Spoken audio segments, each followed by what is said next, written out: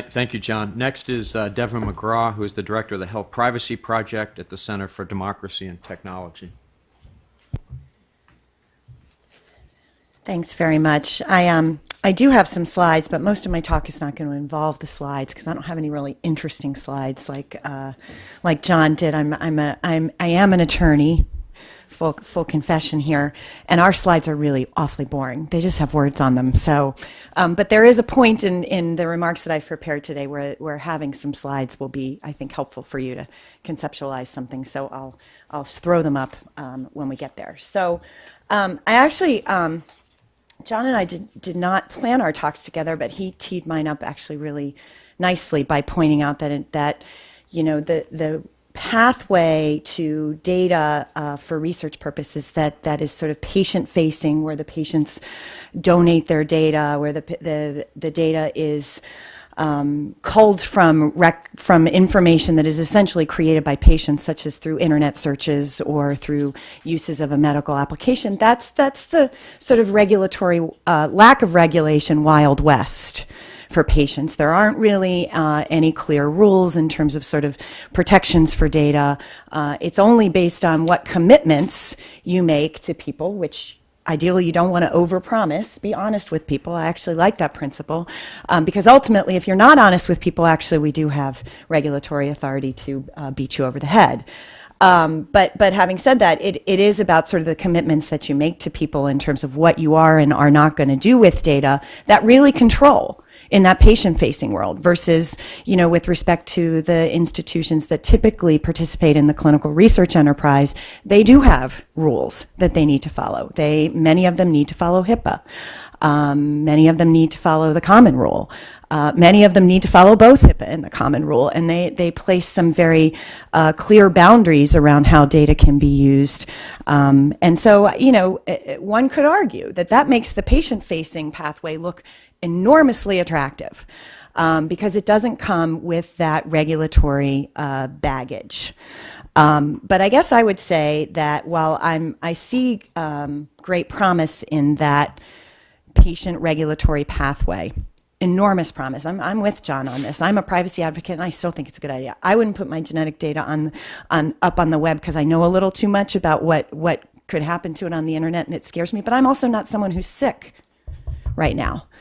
And we do know that, in fact, people who are dealing with a very serious illness or their family members have different conceptions of what their privacy is. And so even if we sort of think about what do we do with this patient-facing world, if anything, to make sure that, in fact, there are possibilities for patients to participate in research, we need to acknowledge that there's a great range in the extent to which people care about their privacy and give maybe way more flexibility in that realm, so that somebody like me who's a little more squeamish and somebody like John who's clearly not squeamish can both exist in that world and really take advantage of it. So that leads me to the crux of what I want to talk about today, which is really in both pathways for using data for clinical research, the regulated one and the largely unregulated one. We tend to rely way too much on consent of the patient. The rules require you to get consent often, and it's very hard to do. This is an audience for which I don't need to spend a lot of time talking about how problematic consent can be. But it's also, as a privacy advocate, why I don't like it is because it doesn't work very well in terms of really protecting privacy. Most people, patients in particular, will sign whatever you put in front of them. Unless you're dealing with somebody who is really very far end on the privacy squeamish side, and I have had people come up and tell me that they don't sign HIPAA notices because they don't think there's enough information in that notice about their privacy, and so they didn't consent on the HIPAA notice, which means they don't even realize they weren't even signing a consent form. But they're that squeamish that they don't sign that. But by and large, most people say yes. And so that means that in relying on consent, we've created both an obstacle for researchers and not really gaining very much value from a privacy standpoint. Now, in the patient-facing model, again, because patient-facing models of data collection, delivery, access, I I do think there needs to be some sort of gateway role for patients to be able to say, yes, I'm okay with you consenting to research. So when I looked at John's slide, which had this sort of portable consent form with those sort of general categories, I mean, that again, it's general. So your definition of what is research and what is not research and what is appropriate to do under that research bucket, those decisions are going to be made by somebody else, because the patient has generally said, yes, it's okay. Similarly with the commercial bucket. So there's sort of more general forms of consent that HIPAA would frown on, right, because it's not specific enough. Maybe okay under the common rule or under changes proposed or maybe proposed to the common rule. So it's still not going to be enough, but it's an important gateway. So, you know, people, you're at least dealing with a population of people who are sort of generally aware and willing to go through that doorway and say, okay, use my research. But again, because people say yes generally to things, and you've got them sort of saying yes to categories of things, with other decision makers deciding sort of what and who and to whom and how much and how that all works. To me, we need another framework for thinking about how we make sure in this environment, both on the regulated side and on the unregulated side, that there is public trust and understanding of what we're doing. And so we generally promote what's called fair information practices.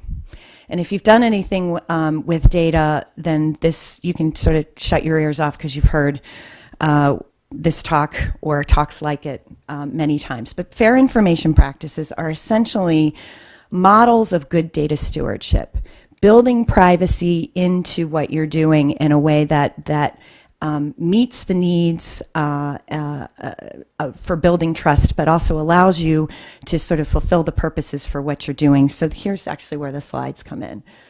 Do I do it or do you do it? I do it. Oh, look at that. Technology sometimes works. So there are lots of different articulations of the fair information practices. This one happens to come from the Markle Common Framework, which was designed for the use of exchange of health information among professionals. But I have a couple of additional slides with other models, and you'll see how remarkably similar they are. And they're very much at the principle level. Being open and transparent with the subjects of the data about how you're using the data. Being very clear about the purpose or purposes, really, for which you're using the data. And then, you know, when you access the data, take what you need. Doesn't mean you need all of it, right? That's data minimization. So a friend of mine calls it going green with data, right? If you don't need the patient's name, don't take the patient's name. If you don't need, you know, take the data points you need to address your research question, and don't take others. Individual participation and control. So that's usually the principle where consent vests, but notice that it's just one of a set of tools for protecting privacy, and you deploy consent typically in at times when you're doing something with the data that maybe your subjects wouldn't expect. That's unusual. That's out of the ordinary. That's out of the norm.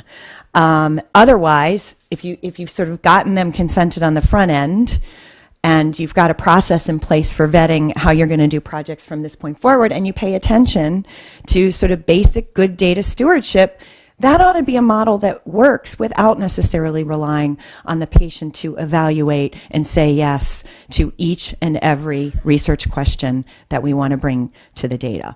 The fair information practices, I didn't make them up. I'm just a huge fan. And in fact, they're the basis for most information law that exists in our country and in Europe, regardless of the type of data that you're talking about. So I'll just quickly show you a couple of other frameworks that I found. There are many others. This one comes from the Office of the National Coordinator for Health IT.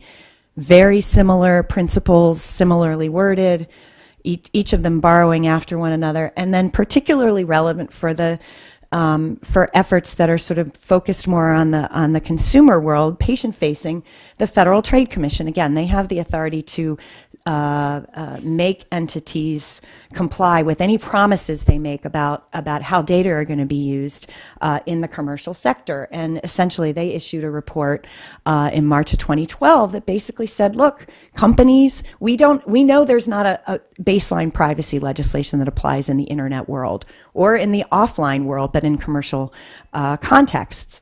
But companies that follow good, fair information practices, that build privacy by design into every sort of product and service cycle, essentially will be standing in good stead and will be essentially following a model that we would do in regulation if we had the power to do that regulation, which Congress hasn't given them that power, so they don't.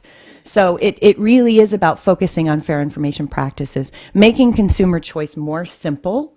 Consider the context. That's the issue of, if you're using data that really is arguably outside of the context in which you collected it, that's when you really ideally do need to ask people if it's okay.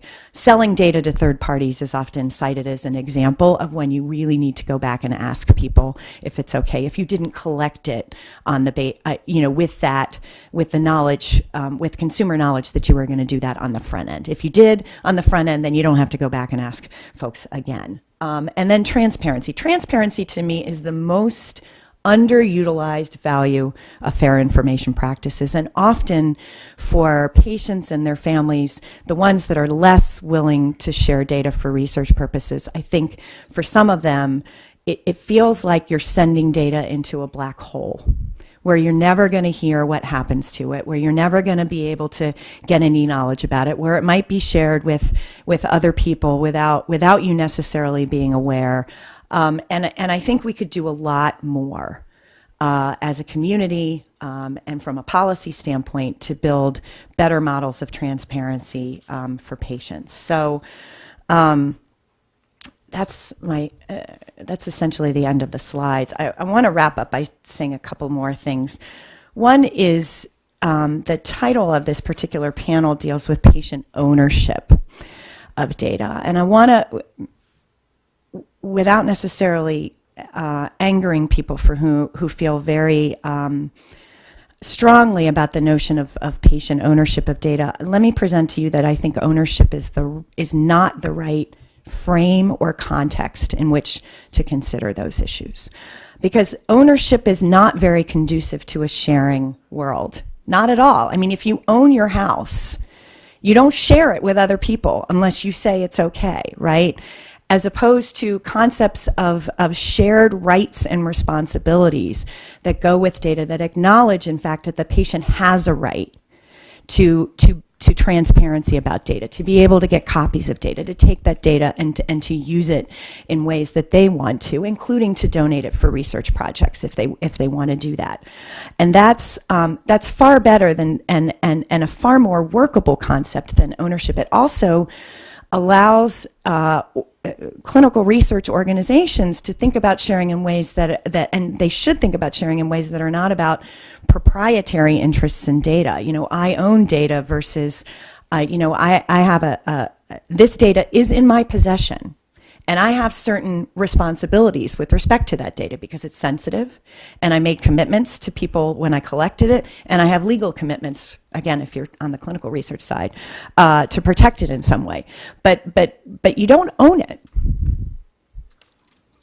I mean, unless some states actually have passed laws that declare that data is owned in certain contexts. But even in those laws, other people have rights to it and the right to look at it. So it's if we're struggling with notions of who owns it and when can it be given away, we're starting in the wrong place. The data, the holders of the data have responsibilities, whoever that is. And that's, but at the same time, when we're trying to create a community of sharing, we also need to talk about sort of what the community commitments are, commitments to the patient about sharing that data.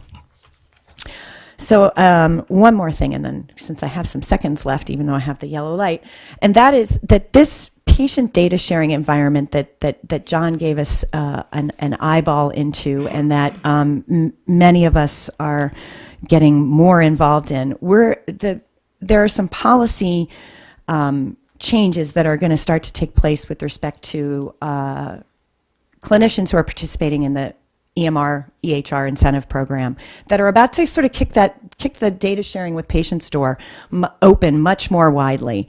Beginning in 2014, if you're participating in that meaningful use program as a clinician, you're going to need to provide to patients the capability to be able to essentially have a blue button capability, to be able to view and download and transmit to somebody else clinical data that's part of an electronic medical record, much of which will be standardized in accordance with HL7 standards. And then you can use it in the ways that you want. And there are some details that need to be worked out in terms of sort of giving guidance to providers who do have obligations under HIPAA to make sure that they understand that, in fact, they can do this. They can do this legally. In fact, they really should be doing this legally. And here are sort of the sort of pathways to get from point A to point B in terms of getting your patients' accounts and making sure that they have access to it and not creating really high hurdles for your patients to be able to get into those systems. But that, to me, now we're not just talking about data that patients can either self-enter or get from, say, a genetic testing laboratory, but actual clinical data that they're going to be able to have access to and move and share with whomever they want under whatever context. So it just creates a very interesting dynamic that I'm pretty excited about, actually.